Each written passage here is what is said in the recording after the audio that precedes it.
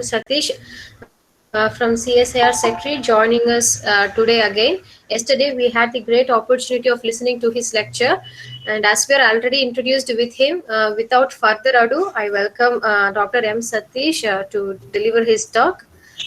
Thank you. Yeah, thank you. Uh, okay, I'll share my slides.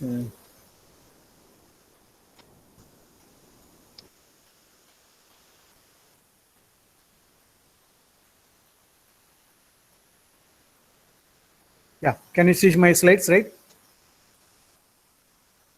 Yes, sir. Yes, sir. Yeah. So I once again thank Professor Ponpandian and his team and the department and Bardar University for the opportunity to again share my some of my research. I hope this may be interesting for some of you. I think I have introduced our institute yesterday itself, so maybe just I'll go quickly on these two parts. Since some of you may be new, then maybe we can again just refresh. We have 6 departments, but the common interest in all, we cover both physics, chemistry, and engineering, and even some biology also, and we, of course, the material science. But the common interesting point is here the electrochemistry. So wherever the electrochemistry involved, whether it's a metallurgy or engineering, or it may be a chemistry or to core the physics, we have a department. And then we do have opportunity for MSc and MPhil students for their final year project. They can spend some maybe maximum of 1 year. In the case of MTech or even MPhil students, can they stay up to 1 year. MSc students, depending on their project duration, they can stay for 6 months or 3 months. Of course, they have to apply through a proper channel. That means the application has to be forwarded through the head of the department to our concerned department. So if somebody may be interested, then you can go here and then you can see here, this is academic column. Then you can go to the dissertation guidelines. There are information is available. So coming back to research area, yesterday I have shown these slides. So we were working on basically materials aspects.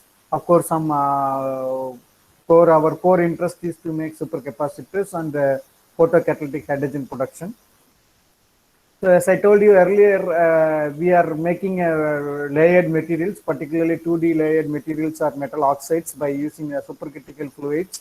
So these are one of the unique technique, particularly for the material synthesis in a short reaction time. So the other side, we also do metal oxides or sulfide synthesis, either it's a conventional way or by using a supercritical fluids for all solid state battery as well as some photocatalytic applications. We do work on carbon-based materials, particularly for supercapacitors. And one of the unique thing is the liquid-liquid interface. Maybe what I thought was today, since I put my title is role of carbon materials in the electrochemical energy storage devices, I thought of cover a little bit on this liquid-liquid interface. So some of you may be interesting for some of you. And then this, I will move on to the next part. I will move on to the carbon-based materials for particularly lithium-ion batteries as well as supercapacitors. Since already you had a brief talk about the supercapacitor by one of my colleague, as well as the other colleague was maybe he introduced you to what is lithium-ion battery. So I don't want to go into the details of what is lithium-ion battery or what is supercapacitors. Maybe I will tell how these carbon-based materials are playing a role. Coming back to the fullerene nanostructures, what I was talking about is, for example, fullerene nanotubes or nanorods. So this top one is a carbon nanotubes. The carbon nanotubes is made up of carbon atoms. Okay, so this is a single carbon layers. Maybe you can open up. If you cut these tubes, then you will end up with a graphene sheet. So if you fold it, this is a single wall carbon nanotubes. Multi-wall carbon nanotubes, in the sense there may be another 2 layers or 3 layers, or maybe the number of layers will keep on increases. Okay, so this is called carbon nanotubes. This maybe we are aware, we have come across. But fullerene nanoviscors are relatively, I cannot say it is new, but it's not much visibility, I could say. Okay, So this looks like these tubes looks like carbon nanotubes, but these walls are made up of individual C60 molecules. So here basically what we are doing is we are self-assembling these C60 molecules into a tubular form or a rod-like form or a sheet-like form by using this liquid-liquid interfacial preparations. So we can use both C60 and C70 and C60 derivatives or C70 derivatives. Only the requirement is this particular compound or this C60 or C70 or its derivatives should be soluble in one solvent. So it has to be completely soluble. Many of the carbon, for example, carbon nanotubes, you cannot make it soluble unless otherwise you functionalize it, or even if you physically if you bear carbon nanotubes, it's not possible to dissolve. You can only disperse. Okay. So the physical appearance of fullerene nanoviscous are very similar to the carbon nanotubes, but the fullerene nanoviscous contains thick wall and exists both tubular and non-tubular structures. Okay, so the first we have reported this fullerene nanoviscous in 2002 by Miyazawa. So he is one of the pioneer in C60 nanostructure based materials.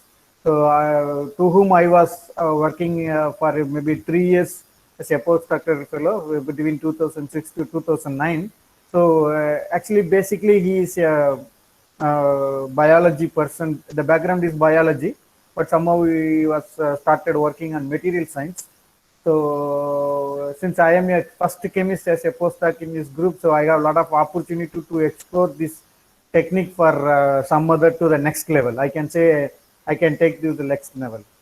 Here, the one more interesting aspects of this liquid-liquid interface is we can change the aspect ratio of the fullerene nanoviscous by controlling the liquid-liquid interfacial potential or pressure or whatever it may be. There is a if you mix two immiscible liquids, I hope you might be seen there is an interface. Okay, so we are doing the reaction at the interface by tuning the interfacial property. You could also tune the morphology, size, shape, and the aspect ratio of the nanostructures. So that is one of the added advantage for this particular technique. So it may be easy for you to understand. For example, in the case, I simply this preparation is a very simple technique. Okay, only for the characterization you need advanced tools. For the material preparation, you have to buy only C60 or C70 or its a derivative. For example, here the C60 saturated solution. I hope chemists may be knowing that C60 molecules are it's a carbon-based materials. It has 60 numbers of carbon. Its structure is like football-like structures, but it is fortunately it is soluble in few solvents like benzene, carbon tetrachloride, or carbon disulfide. It will not solve in all solvents. It's selectively for few solvents it will get dissolved. Okay, so over there, so I just take maybe in a vial, I can add some 1 or 2 ml of C60 saturated solution, and then I can put the alcohol solution. It may be ethanol or butanol or N-butanol, or there are variety of alcohols we have, but at least we should have minimum of isopropyl alcohol or ethanol. Okay, so if you have if you add the above the other alcohol solution slowly on the top, then you could form an interface. Okay, so this is called generally the formation of liquid-liquid interface. So if you ultrasonicate this solution and then keep it for maybe ultrasonication for 5 minutes, and then keep it this solution for 24 hours at maybe relatively 5 degrees Celsius or 10 degrees Celsius. I just put 5 degrees Celsius. Here we have the options to vary the temperature also, so that you can tune the nanostructures. So you will get like this, and then if you have after 1 or 2 days, then you could see there is a formation of nanostructures on the bottom of these tubes.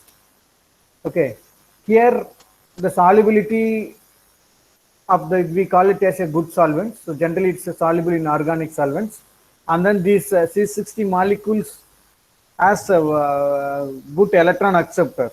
Okay, so you might be seen that PCCM is generally used in solar cells. So these are C60 as it is, or its derivatives are well known for this electron acceptor property. And C60 itself can will take it, it will absorb the visible light. That's why you could see the previous slide. I put some color for the C60 solution. So this is even if you dissolve in some solvent, you could see some colored solution. That means it could absorb the visible light. So there are some unique application for the C60 molecules. For example, if you want highly pure carbon, I'm talking about for high-end applications where you are looking for pure carbon atoms without any metal impurities or any salt. Then if you could able to take the C60 molecule and then you can carbonize it, you can end up with a highly pure carbon material.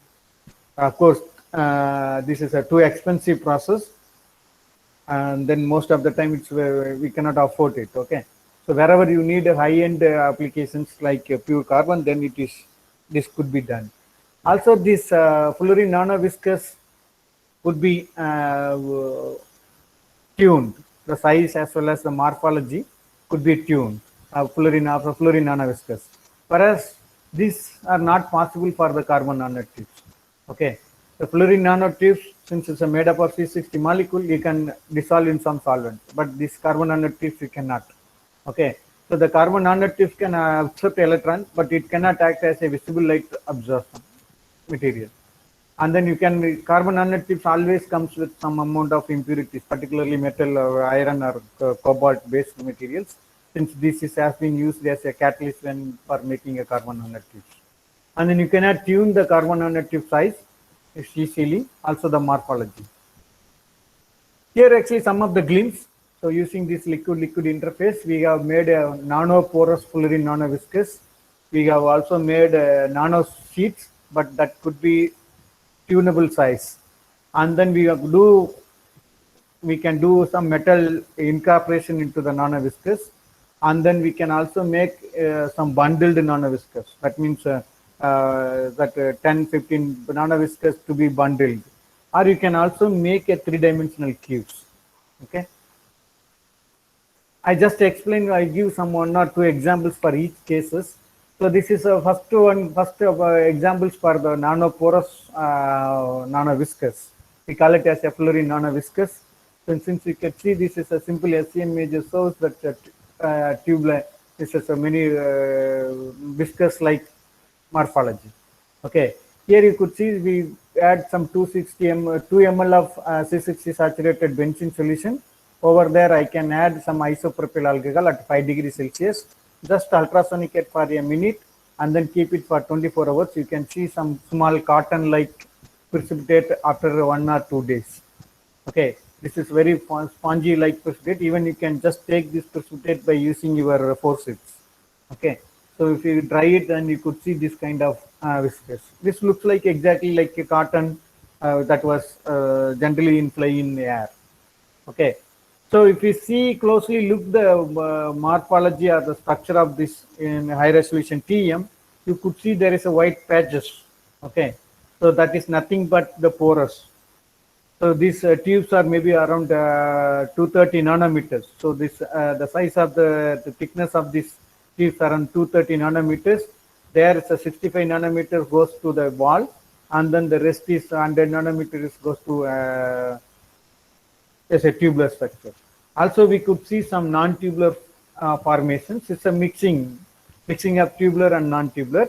Of course, you could able to selectively make a non-tubular structure as well as the tubular structures by changing the volume, the ratio. For example, here I 2:9 I added instead of 1:9. If you add, this morphology will be the tubular structure. It may be a tubular or it may be a non-tubular.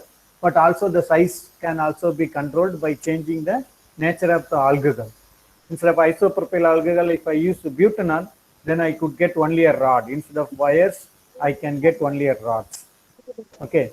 The specific surface area of the materials is 376 meters square per gram. Generally, fullerene nanoviscous are prepared by having instead of benzene, people will use toluene isopropyl alcohol. In such a case, I get this kind of rods, but without this porosity. I showed you some porosity. So those pores are options. We generally call it as a fullerene nanoviscous. But what we are talking about, nanoporous fullerene nanoviscous. So you could see the difference. Here the just fullerene nanoviscous has 26 meters squared per gram, whereas nanoporous fullerene nanoviscous has 376 meters squared per gram. So as I told you, you can get you can have both tubular and non-tubular. This is FCC crystalline in structure. So here you could see this. I told you about the wall thickness. You can see the really high resolution TEM. It could really show you what is the thickness of these walls and then how the porosity exists. Whether it exists only at the end or it may be throughout the tubes. So the other side, what we have done is seats. Okay. So here you could see the benzene ring-like structure. So the background is a mesh. Okay. Don't confuse with the mesh. So the background is a grids. Generally, we use it for TEM measurements. So the background. Over there, you can see the transparent benzene-like rings. Right here, there is one. Here, there are two. So these seats are made up of C60 molecules. So here we use carbon tetrachloride. I think the C60 saturated carbon tetrachloride and isopropyl alcohol. Then you will get a such kind of seats. Whereas I keep the carbon C60 saturated carbon tetrachloride. I use instead of isopropyl alcohol, if I use ethanol, still I could able to get some small nano seats. If I go for methanol, and then these, as I told you, here you can get some nano seats, but not all. There are some unusual structures also have been formed. So that's why we generally we thought that minimum ethanol is required.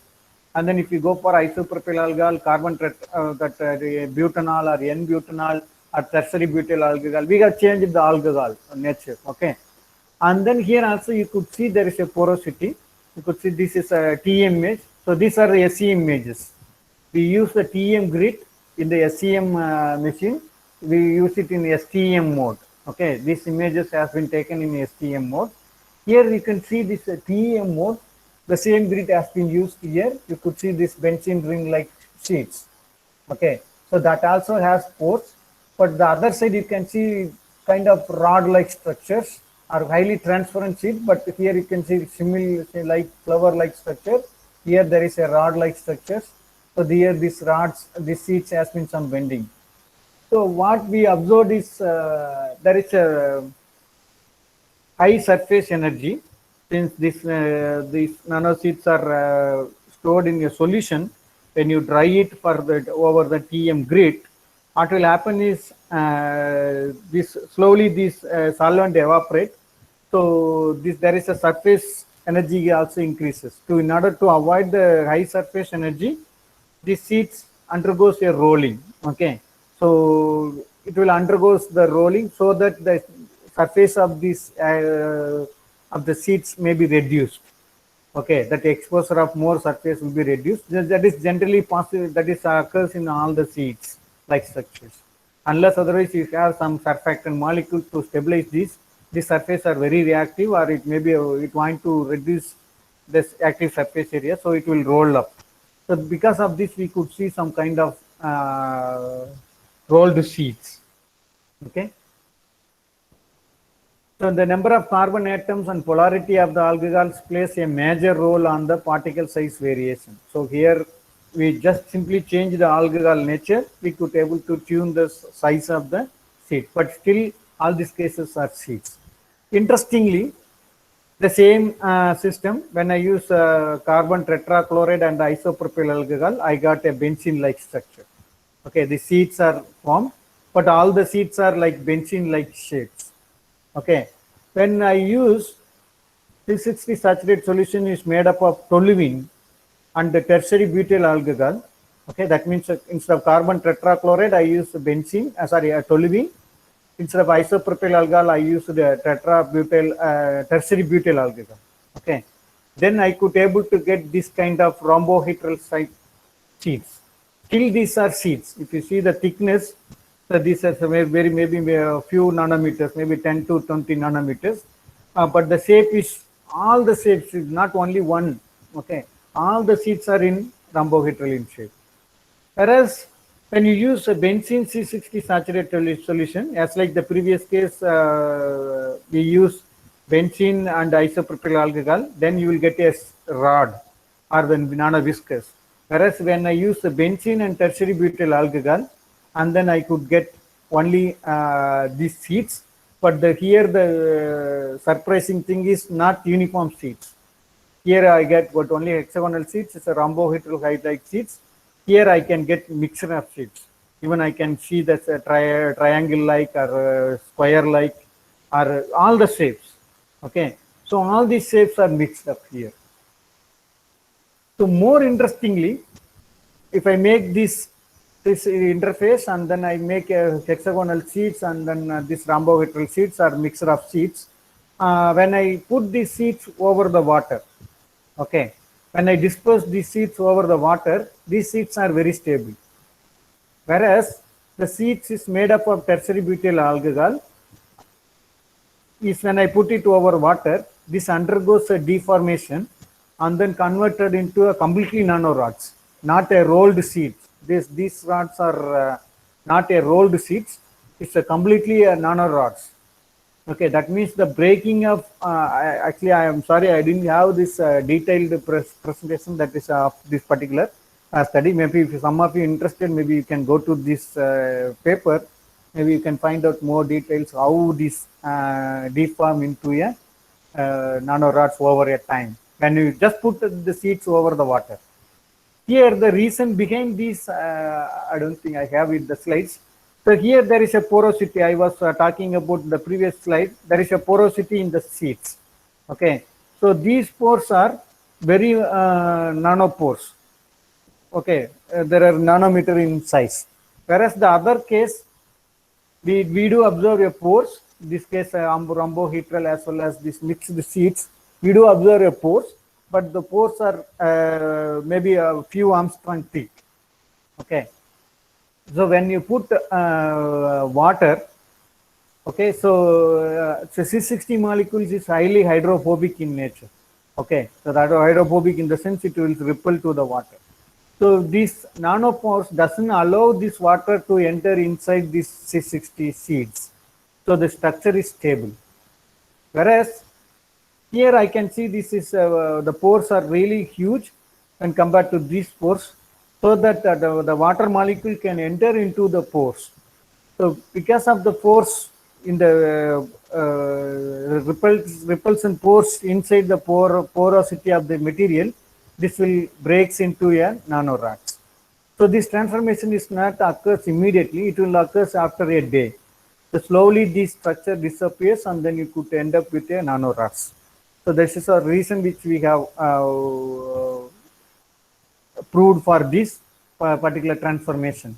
So we call it as a shape control. We can also control the shape, whether you want to keep these nano seeds or if you want to control or if you want to transform or transform one morphology to another morphology simply by adding these seeds on water. So other case we can also functionalize. Okay, so you can take a C60 molecules and then it's a ferrocene molecule, then you can make it a liquid-liquid interfacial preparation. So that means this is C60 saturated solution and ferrocene, which contains some amount of ferrocene molecules. And the moment if you add isopropyl alcohol or any alcohol, you can still make a sheets, but these sheets are completely, these sheets are always also contains the ferrocene molecule. So that's what here you could see, this is a sheet. So we have did mapping, transmission electron microscopy, EDAX mapping. You could see this is a carbon atoms. So this is a iron atom in the sheets. You could see the exactly this iron is uniformly dispersed through the sheets. So this clearly indicates that so these ferrocene molecules are incorporated inside the sheets uniformly. Okay. So we have also studied some of the interesting parameters like how this light absorption varies, how this charge transfer takes place in this material when you have C60 alone, or if you have a C60 FC nano sheets. And then the other side, we wanted to align these nano rods. Okay, so we put a long mirror bludgeon film. So simply what we have done, we have taken this long mirror bludgeon. Over there, we injected this C60 nano viscous, and then we'll apply some pressure so that we can bring the nano rods are very close.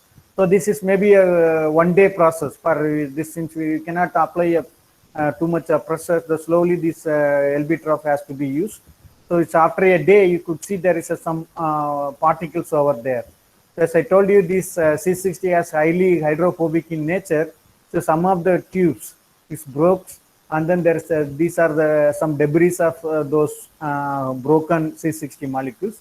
But essentially, what we wanted to is the nano rods or the nano viscous has to be aligned in one particular direction. So this, when you align this nano viscous in a particular direction, how the conductivity varies. So ultimately, this idea is use this nano viscous in electrochemical applications.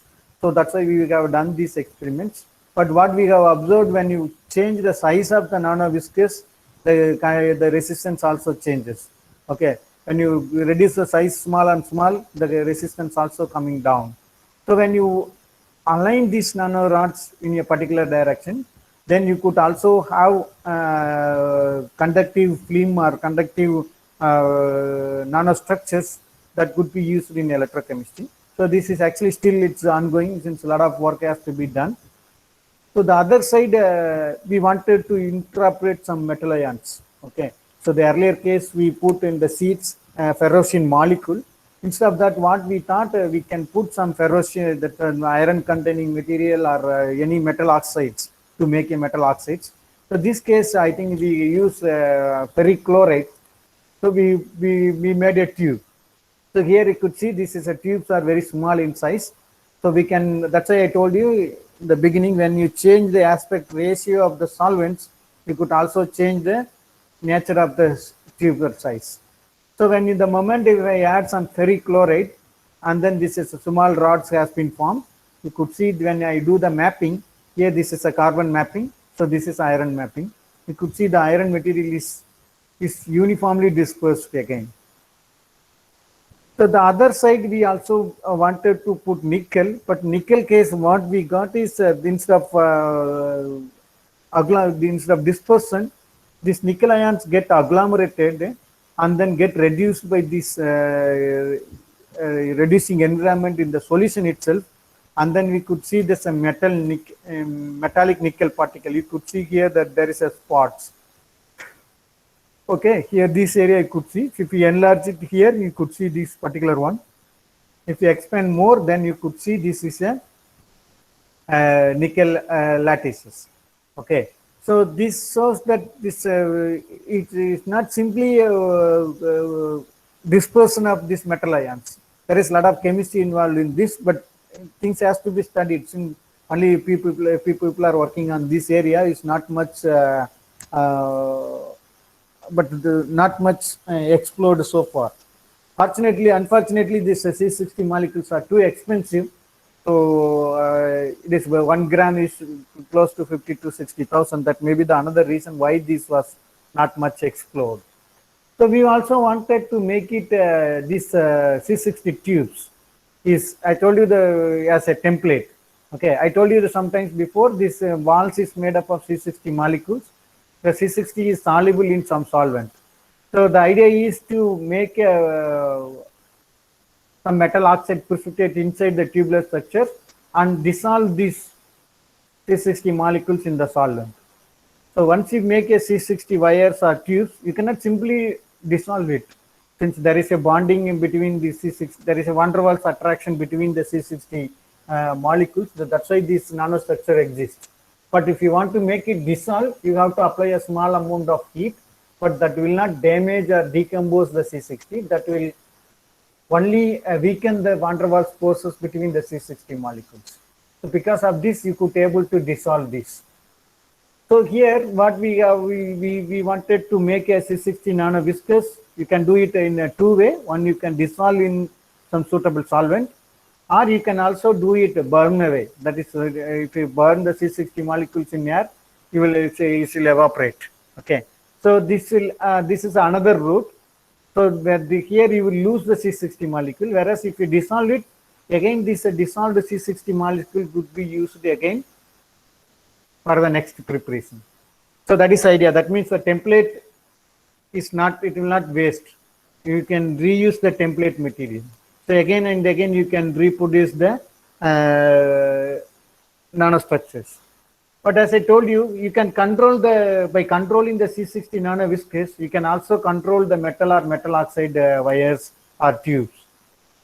So by controlling this aspect ratio, by changing the solvent ratio, you could also change the solvent ratio of, you can also change the aspect ratio of your metal oxide tubes. So this gives a lot of flexibility. You can decide what kind of metal oxide you want, what is the thickness you want, and what is your length of your metal oxide wires is required. Based on that, you can design your template. And not only that, in most of the template, for example, if you take some alumina templates like zeolites or some SBA 15, you should use a strong acid or strong alkali. But here it's such kind of environmental issues will not happen. You can simply heat treat this material to 200 degree or 300 degree, and then you can weaken the forces between these, where you can weaken the C60 molecule, the force between the C60 molecules. Of course, within 200 degree or 300 degrees Celsius, your metal oxide, most of the case, nothing will happen. But there are some metal oxides that are very sensitive. So based on this, you have to select whether you should go for this method or this method for removing the template. So we also explored this. We wanted to use making a titanium dispersion. So this is another example where you can see this is a bare nanotubes. So when you do it for EDF maxing, EDX mapping, then this is a carbon atoms, and then this is a titanium atom.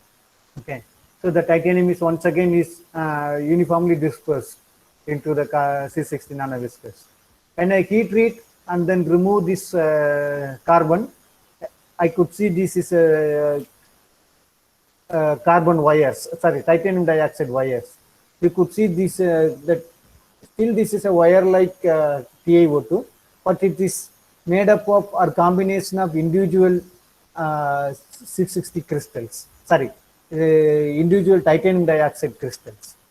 Okay, so this I told you there is a voids. So this voids, this TiO2 will get precipitated, and then this forms here. When I remove the C60 molecule, then this titanium dioxide particles get agglomerated, and then it will end up with the wire-like structures. So as you know, this when you have the TiO2 C60, I think I hope some of you remember that yesterday we were trying to activate TiO2 in the visible light region. As this TiO2 has a band gap of 3.2 electron volt, it will absorb only UV light. So here, if you have C60 molecules, then this C60 molecules has the band gap of only 1.6 electron volt. Okay, that means it will well absorb the visible light. Okay, 700 to 800 nanometers, it will easily absorb the visible light. So this visible excited electron can be transferred to this conduction band of TiO2, where you can do the reduction reaction and oxidation reaction, depends on your interest. Okay, so there are some attempts has been, this has been already attempted by Professor P.V. Kamath. I hope many of you are aware. He is one of the editor of Journal of Physical Chemistry. So he himself has wrote a thematic article when I was working on this area. Then we wanted to use our previous structure before removing this TiO2, whether this carbon nanoviscous containing titanium dioxide, whether it works for these particular applications or not. So that's what we have done using some gas phase isopropyl alcohol decomposition.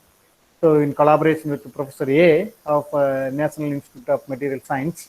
So this is the decomposition profile of isopropyl alcohol in dark visible region as well as in the UV region. So the isopropyl alcohol will become acetone as well as carbon dioxide. This may be transformed to acetone, or if it is you go for a complete removal, then it will go as a CO2 molecule. So in a dark, you could see this is isopropyl alcohol is concentration is somewhere it is like this.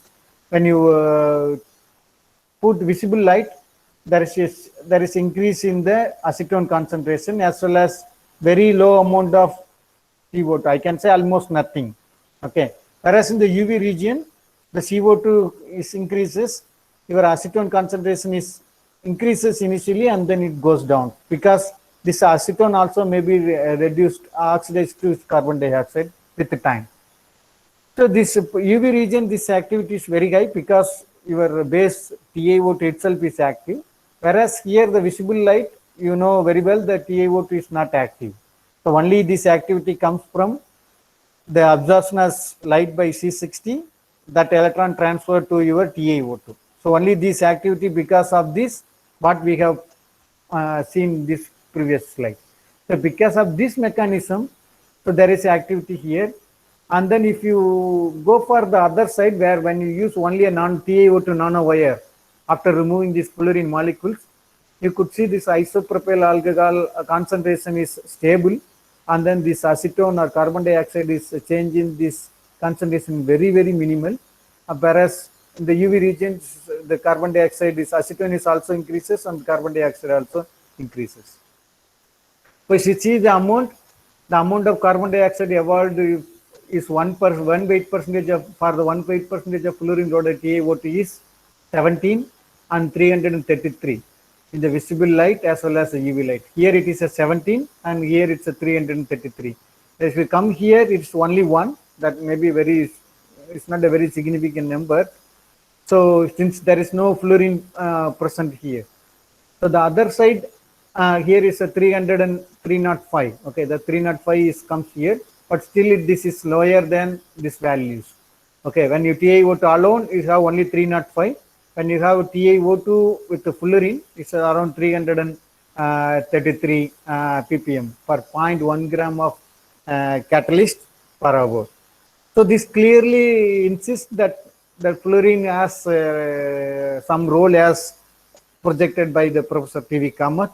So it will absorb the visible light, but it will transfer to the titanium dioxide, and then this titanium dioxide will go for oxidation and reduction reaction. But unfortunately, what we understood is this stability of the reaction is very poor, because here this holes form this TiO2 can also may oxidize the C60 molecules. So because of this, there are some remote chances for the stability of the catalyst. So the other side, we use the same technique for preparation of cerium oxide.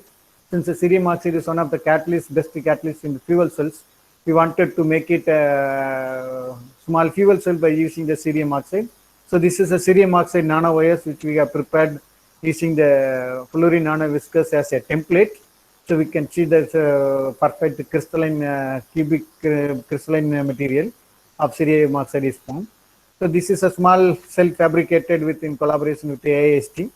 So AIST Japan. So this nanoviscous they have used in the fuel cells, and then they have seen some there is some improvement in the performance, but still I think after some time this has been stopped. Activity has been stopped. So the other side, actually, so far we have seen that the two-dimensional sheets are one-dimensional nanorods, but here we wanted to explore this for the three-dimensional materials. So actually, still these experiments are, some of these experiments are going on. I don't want to go into the details. I don't know maybe how many of you may be interested to listen all these things. But here what we done is we made C60 cubes. So this cubes is made up of individual nanorods. There over there you could see some white parts. So this is a silver nanoparticles. So silver nanoparticles decorate a nanorods. This is again further assembled into a cubes. So originally I had only C60 molecules and the fluorine, the silver nanoparticles. Okay. So the silver nanoparticles, the C60 assembles first as a small rods. Over there the silver nanoparticles deposited. Again, this system is arranged itself, and then it forms a cube. So this cube is, you could see this kind of bricks. It's made up of individual nanorods. So this has been this got some wide applications in SCRS, since it has some nanoparticles over the material carbon surface, and then also it has been used in drug delivery applications also. So this is actually just ongoing research. So we wanted to correlate this all the observations. Almost last maybe 10 years we were working on this.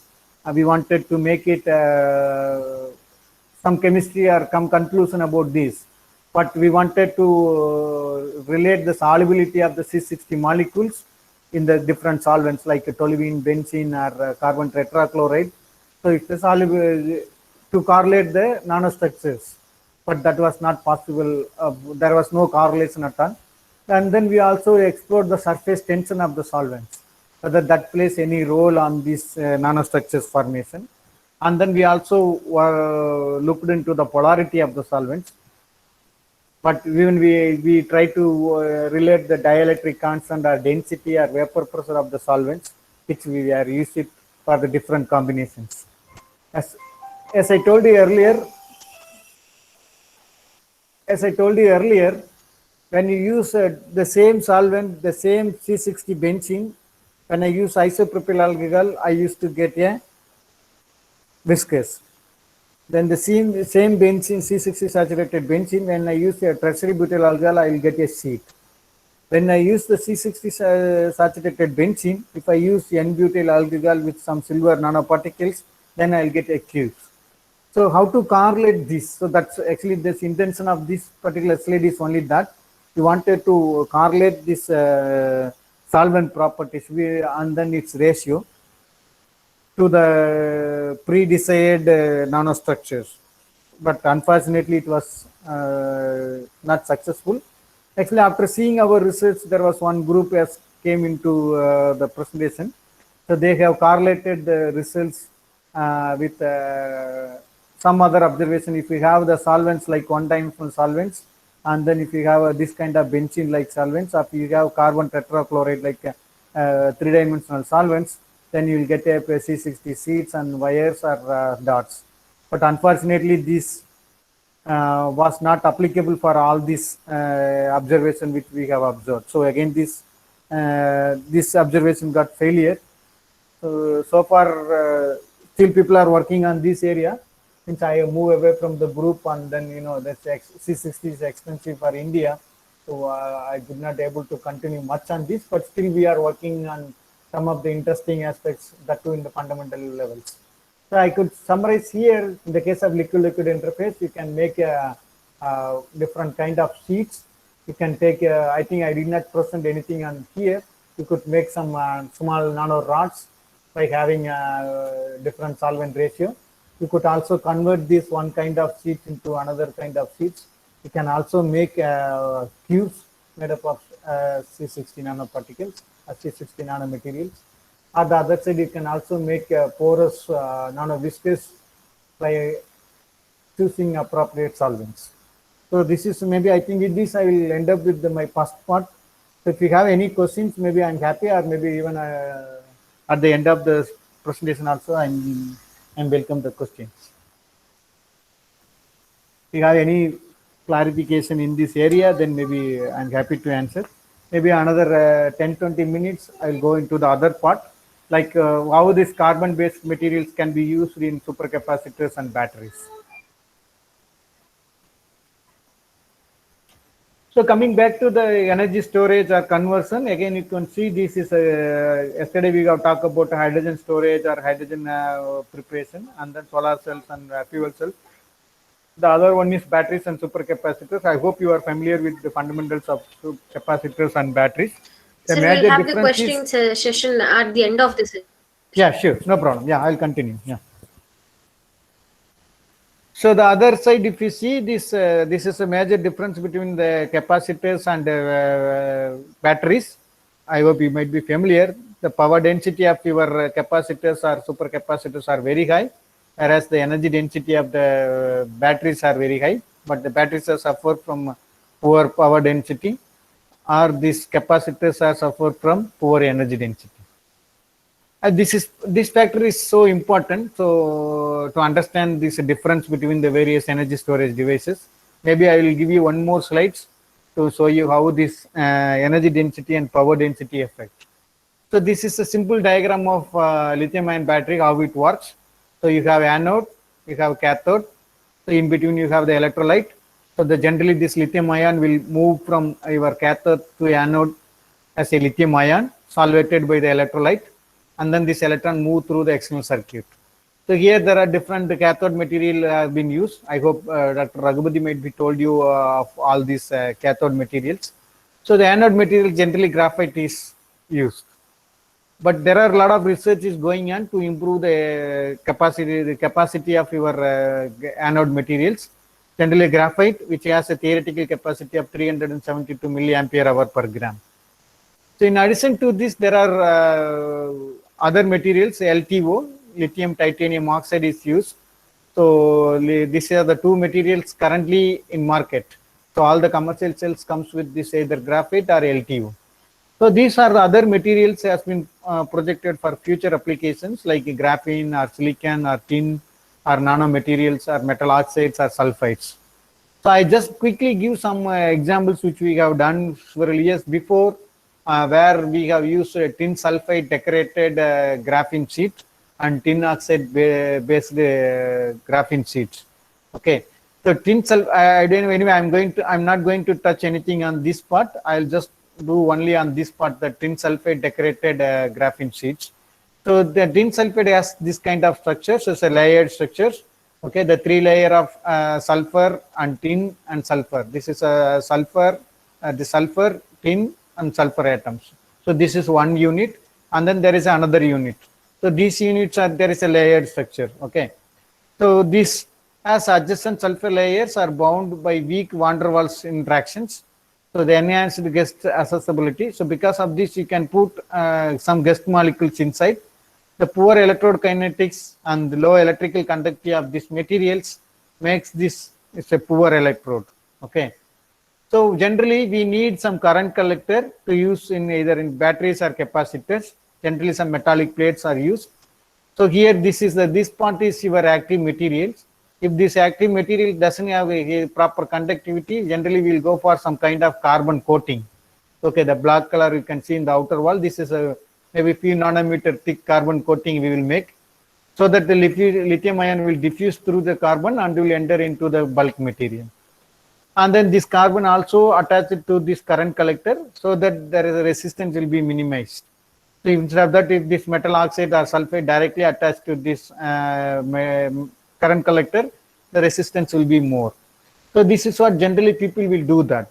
But in the case of graphene, if you use a graphene sheet is a highly conductive.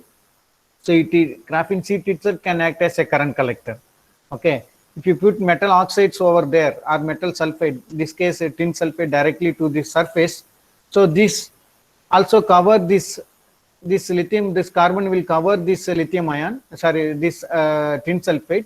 Because of this carbon coating is also not required for this material. So the diffusion of lithium ion length is reduced. So highly flexible, since the C6, this graphene sheets are flexible in nature, this could be used as a flexible electrodes too.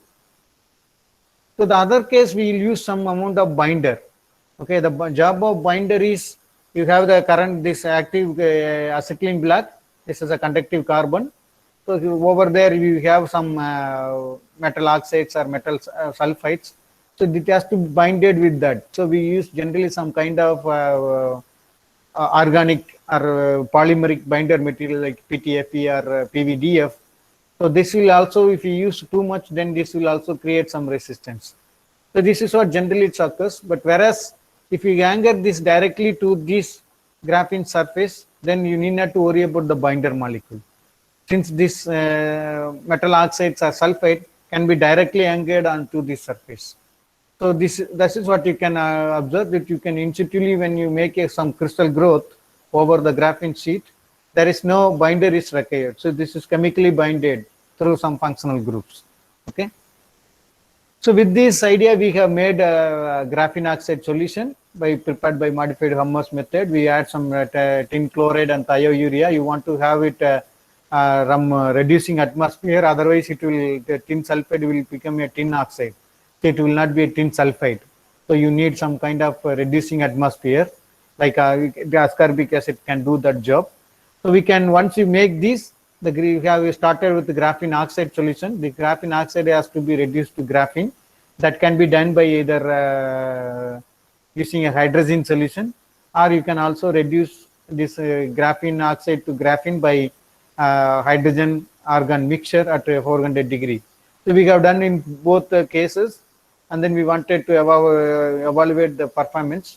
If you see the crystallinity, in the case of high temperature reduced in argon atmosphere, hydrogen and argon atmosphere shows some orthorhombic structure, whereas so hydrogen reduced material shows still tin sulfide.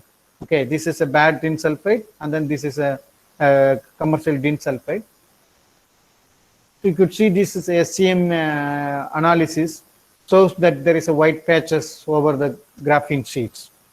So this clearly shows that the uniform dispersion of tin sulfide throughout the nano sheets. Okay. So here this is a as prepared sheet. So if you enlarge the magnification, this is a 200 nanometer scale. But if you enlarge it, if you could see, this is a C60. This tin sulfide is uniformly decorated over the graphene sheets. So this is a reduced graphene sheet. You could see reduction through a hydrogen method, and then this case the hydrogen and argon mixture. This gas phase reduction. This is a solution phase reduction. You could see in the case of gas phase reduction, only few materials. The other side it is uniformly dispersed. So when you enlarge that solution-based materials to the high magnification, you could see there is a small crystals are decorated.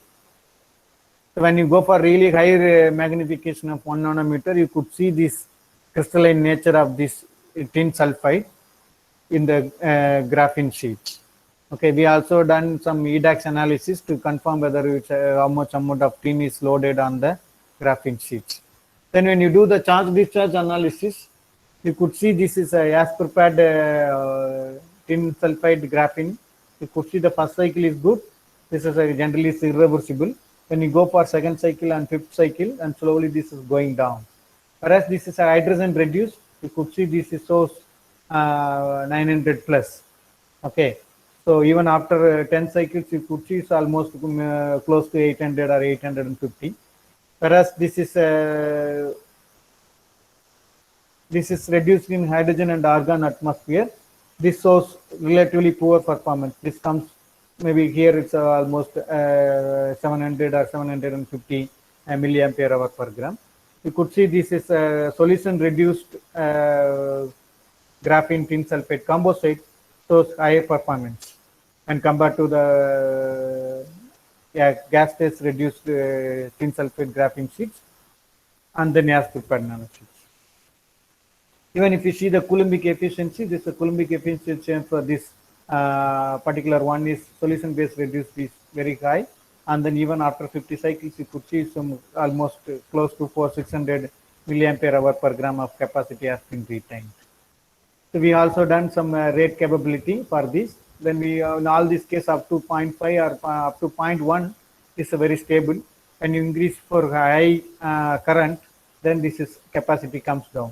So why this capacity comes down at high current? So that is a problem with the lithium-ion battery originally. Since the power density of the lithium-ion battery is high, that means you cannot withdraw more amount of energy at a time. Okay, so that is a power density.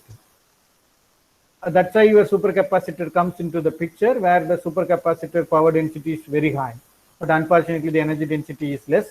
I hope you are familiar with these slides. Because of this, only the charges are separated in conventional electrochemical capacitors. The power density of the capacitors are really very high. Okay, But the only thing is the energy density. Here we are talking about 600 milliampere hour per gram or something like that. Whereas if you come to the capacitors, the energy density in this case may be a 10 milliampere hour per gram, or if you convert into generally capacitors is reported by farad per gram. You also can able to report in milliampere hour per gram also. If you want to just compare it, this milliampere hour per gram of this capacitors maybe 50 or 60 milliampere hour per gram, maybe 110 or 1/50th of your lithium ion battery capacity. So this is the principle of supercapacitors. When you are charging, you are separating the charges to the opposite sides. So because of this you can repeat this number of charge discharge cycles say n number of times. So the cycle life of supercapacitors is very high. So that's what here this slide shows. So if you see the charge discharge time in the capacitor, conventional capacitors only picoseconds to milliseconds. In the supercapacitors, milliseconds to minutes, whereas batteries are in hours. Are coming to the life, if it's a 10^8 cycle, okay, that's maybe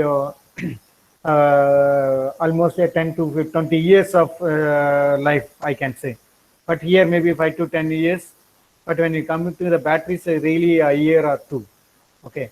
So if you see the power density is really huge for these two systems and compared to batteries, whereas the energy density is higher for batteries and compared to batteries or supercapacitors. And then weight, if you see the conventional capacitors are in grams, so supercapacitors are really in 1 or 2 grams, okay, whereas the batteries are in kilograms. So supercapacitors are further classified into 3 categories: EDLC capacitors, or redox capacitors, or hybrid capacitors. I don't want to go into the details. I just want to make you clear what is the exact difference between these capacitors or supercapacitors and batteries. Okay, those who are not clear still could able to visualize this slide. So here the similarity is both are running race. Okay, so but the difference is this is a 100-meter race, this is a marathon race. Okay, so the super capacitors is nothing but it's a kind of capacitors. The capacitors can run only very short distance, but we can go for high speed. Here the speed is so important. The distance may be 100 meters or 200 meters, but the speed is so important. Whereas the distance is very higher, maybe 30 kilometers or 40 kilometers. Okay, here it is in meters, here it is in kilometers. But here the speed is so not so important. Important, but it's not so important.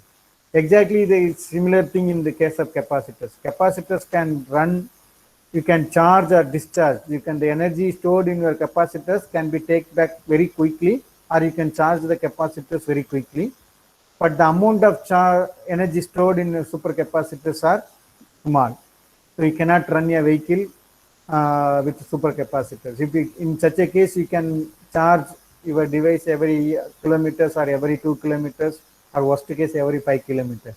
Whereas in the case of batteries, you need not to charge your batteries for 400 kilometers or 500 kilometers. But the speed you cannot go more than 10 kilometers or 20 kilometers per hour. Okay, so that is a difference.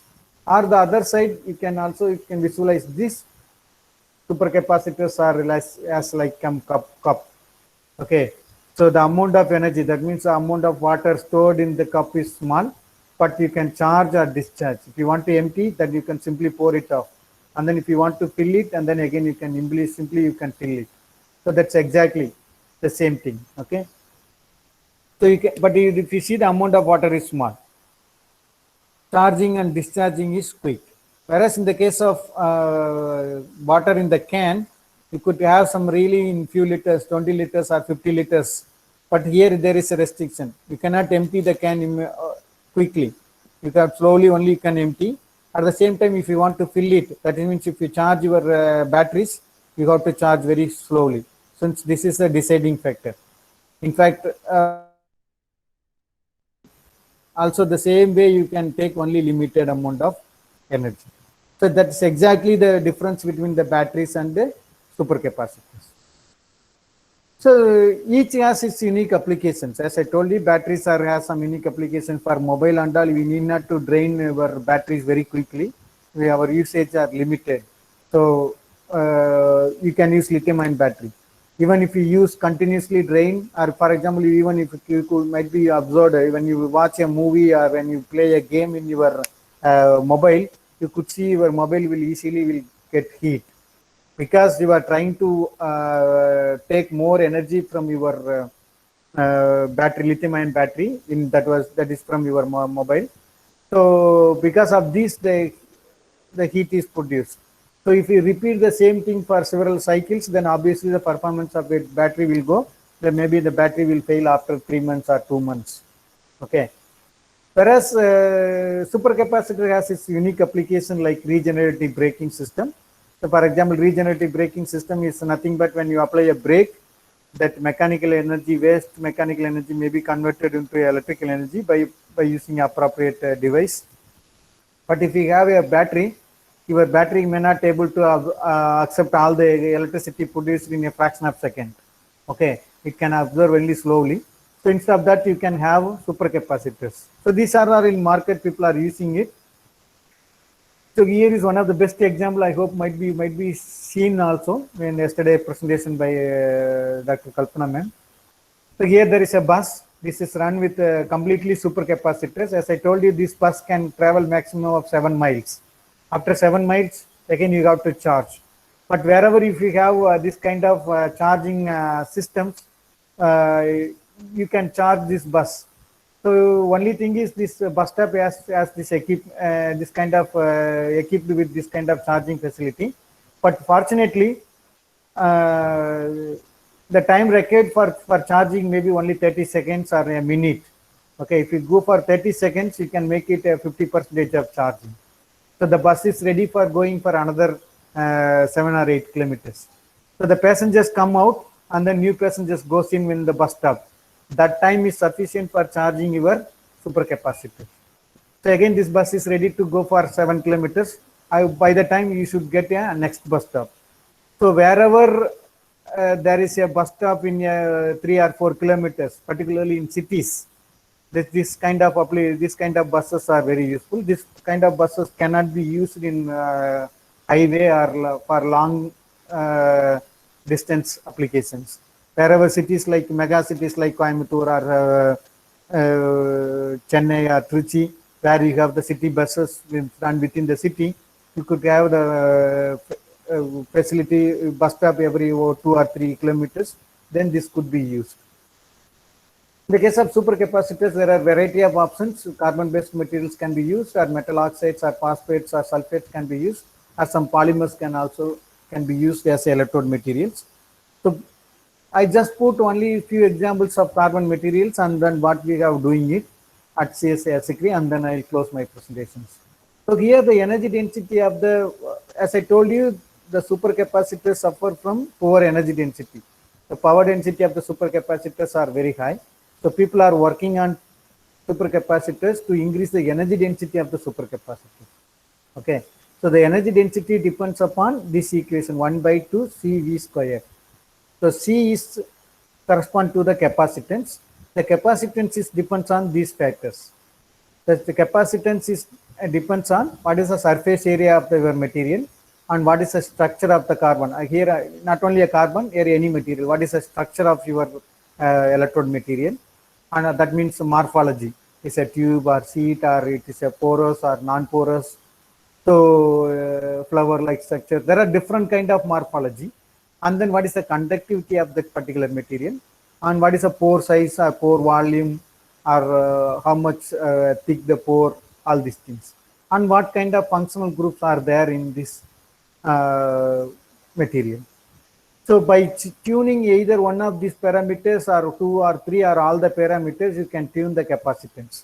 So that's why people can make n number of publications. Even you could see there are a lot of publication comes from the supercapacitors by varying either one of the parameters, TiO2 nanorod, or TiO2 tube, or TiO2 spheres. So obviously the structure is different, the capacitance will be different. Also the conductivity may be different, or you can make a different kind of TiO2, so conductive by doping or by introducing some other material. You can tune the conductivity for a fixed structure. Then still you can also able to change the capacitance. So this is one of the interesting factor. The other one is the V. The voltage is mainly depends on the stability of the electrode material as well as the electrolyte which we are using it. For most of the case, people use carbon. Carbon is fortunately stable for very long potential window. So in such a case, the voltage is mainly depends on what kind of electrolyte.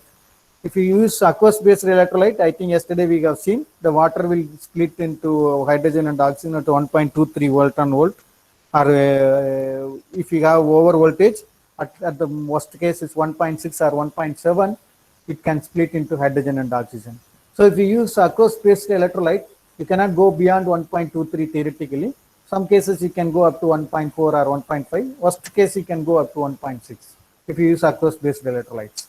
Okay, but if you want to go for really high voltage like 3 volt or 5 volt, then you should use non-aqueous electrolyte or ionic liquid-based electrolytes.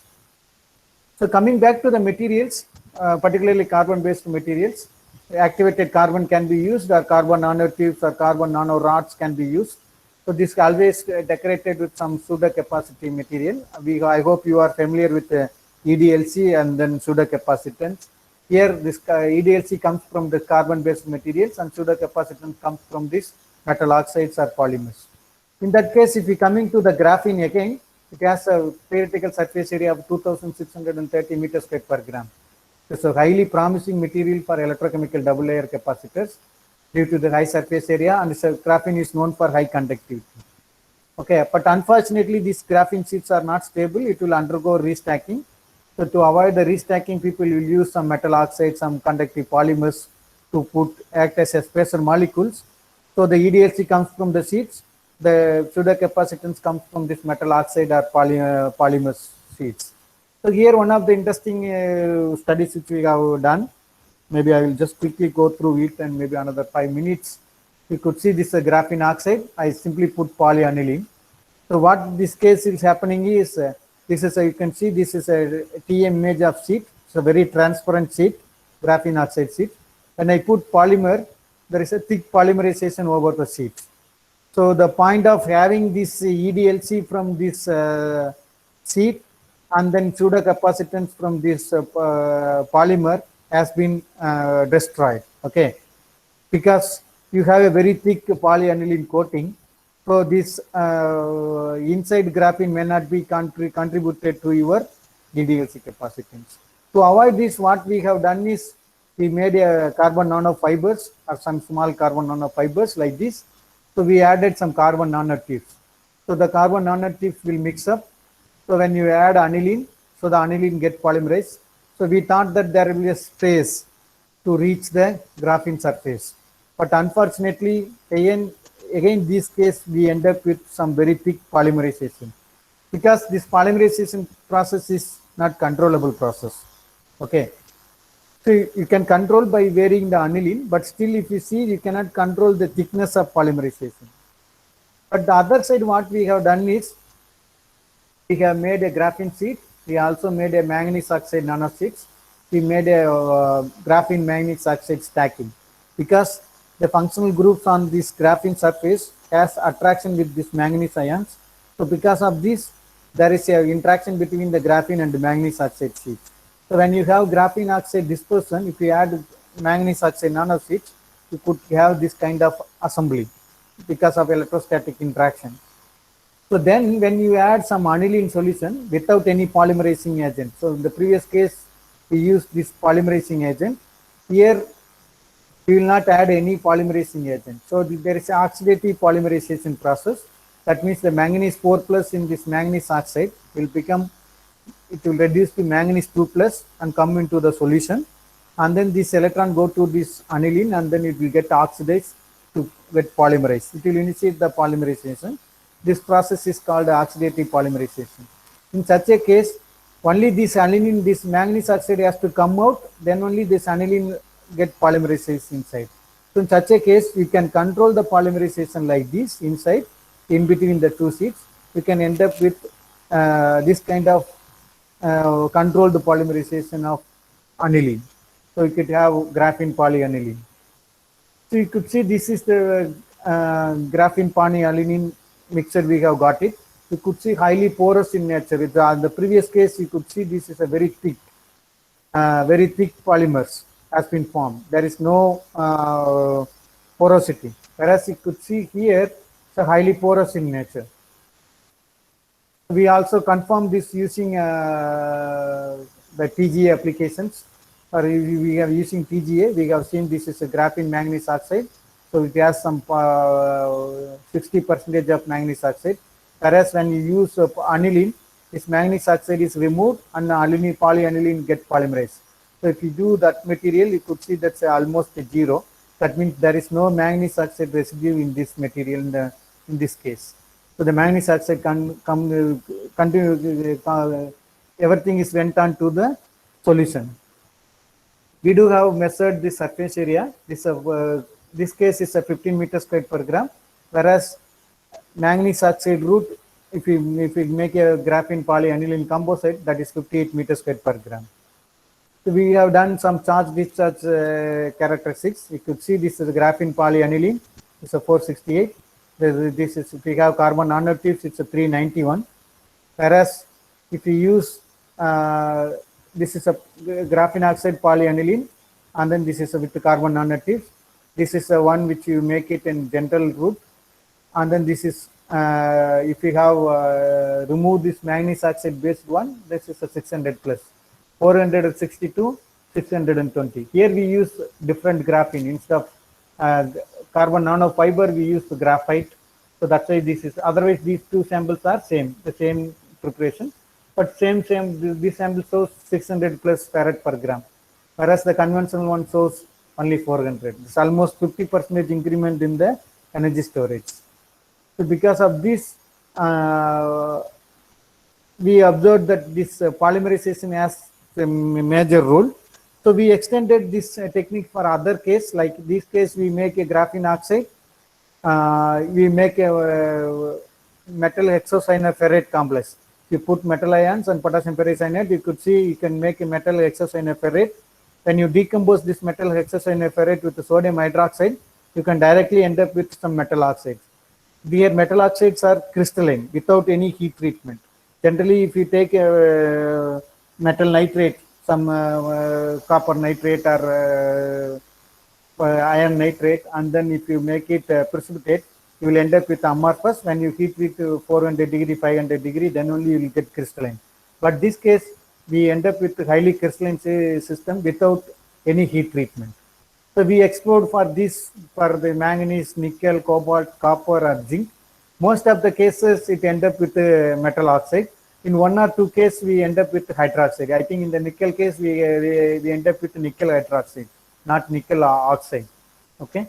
So the nickel hydroxide, as it is, can be used as a pseudo capacity material. But in what we observed in all these cases are these graphene based materials are really challenging in two aspects. One is the cost. Okay, so the graphene graphite is cheaper. There's no doubt about it. But when you want to make it as a graphene oxide, unfortunately, not many methods are available. Only the chemical routes are promising.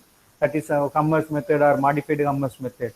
So that involves a lot of chemicals as well as a dangerous procedure. So making graphene oxide is a tough. Okay. So because of this, scaling up the process is a tedious process. When you want to have some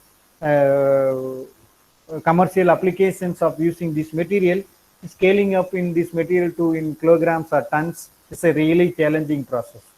Okay.